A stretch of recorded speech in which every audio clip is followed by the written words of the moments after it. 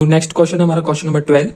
A fish with a mass of 3 kg causes a fishing pole to bend 9 centimeter if the amount of bending varies directly as the mass.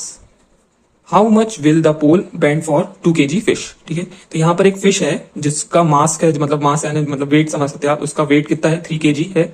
उसकी वजह से उसके कारण causes fishing पोल जो होती है, जो फिशरमैन यूज करते हैं मछली पकड़ने के लिए, जो फिशिंग पोल है वो कितनी बैंड हो रही है 9 सेंटीमीटर। मतलब एक 3 kg की फिश को पकड़ने के लिए जो फिशिंग पोल है ना, वो कितना बैंड होता है 9 सेंटीमीटर बैंड हो जाता है। बैंड यानी मुड़ता है, ठीक है।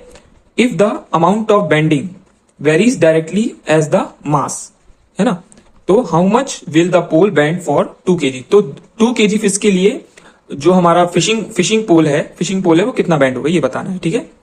क्वेश्चन को कैसे पता चलेगा कि डायरेक्ट वेरिएशन में ही सॉल्व करना है, तो यहाँ पे आप देख सकते हैं लास्ट वाली लाइन में ये जो लिखा है, if the amount of bending varies directly as the mass, तो इससे हमें पता चल जाता है कि हमें टेबल बना के उसको डायरेक्ट वेरिएशन की तरह सॉल्व करना है ना। इस लाइन से हमें पता चल गया, if the amount of bending varies directly as a mass, ठीक है। तो अब यहाँ पर मैंने यहाँ टेबल पहले से बना के रखी है, टाइम बचाने के लिए मैंने टेबल यहाँ पहले बना दी है। तो यहाँ पर दो पार्ट आएगा, एक एक्स वाला पार्ट आएगा और नीचे एक वाई वाला पार्ट आएगा। तो एक्स वाला पार्ट क्या होगा, यहाँ पर आप देख सकते हैं कुछ भी आप लिख सकते हैं, अमाउंट ऑफ बेंडिंग, है ना, ऊपर यहाँ पर बेंडिंग आ जाएगी, ठीक है, और यहाँ पर ऐसा मास, तो यहाँ पर नीचे क्या आ जाएगा, मास आ जाएगा, ठीक है। तो मैं यहाँ लिख देता हूं पोल बेंडिंग, है ना, पोल bending,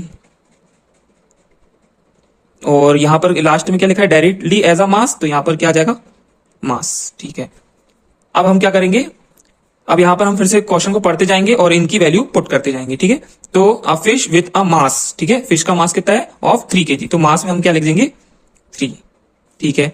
causes a fishing pole to bend 9 centimetre, fishing pole bend है ना, बैंड 9 सेंटीमीटर, तो पोल बेंडिंग में हम क्या लिख देंगे 9, ठीक है। यहां पर किस में है वो सेंटीमीटर में, और यहां पर भी किस में है केजी में, ठीक है।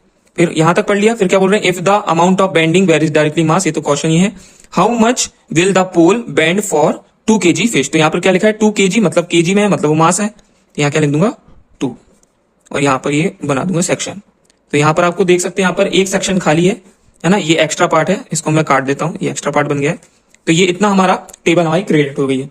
तो अब ये हमारा है एक्स वाला पार्ट, ये वाला है हमारा वाई वाला पार्ट, ये होगा x1 और ये होगा हमारा x2, ये x2 हमें निकालना है, ये होगा हमारा y1 और ये हमारा होगा y2, ठीक है। तो हमें x2 निकालना है, तो इसको हम सॉल्व करेंगे। तो आप देख सकते हैं डायरेक्ट वेरिएशन में है, इसको डायरेक्ट वेरिएशन की तरह सॉल्व करना है। तो पहले हम ये मिसिंग पार्ट को किससे निकालेंगे, जो कंप्लीट पार्ट है, जिसका x1 और y1 है होगा, उसी से हम मिसिंग पार्ट को निकालेंगे। तो ये